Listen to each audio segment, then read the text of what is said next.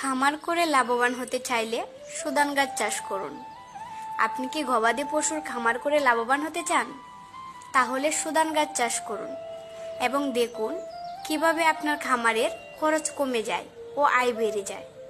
কেন সুদান গাছ চাষ করবেন?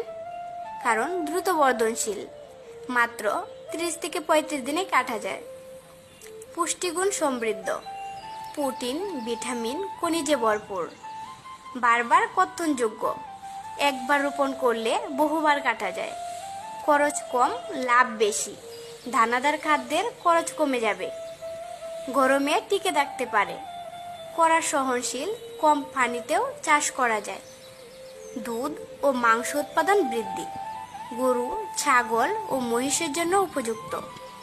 লাভের হিসাব, যদি আপনার 10টি গরু থাকে এবং প্রতিটি গরুর জন্য প্রতিদিন 15 থেকে 20 কেজি ঘাসের প্রয়োজন হয়, তাহলে সুদান ঘাসের মাধ্যমে আপনি 70 থেকে 80% খাদ্য খরচ কমাতে পারবেন।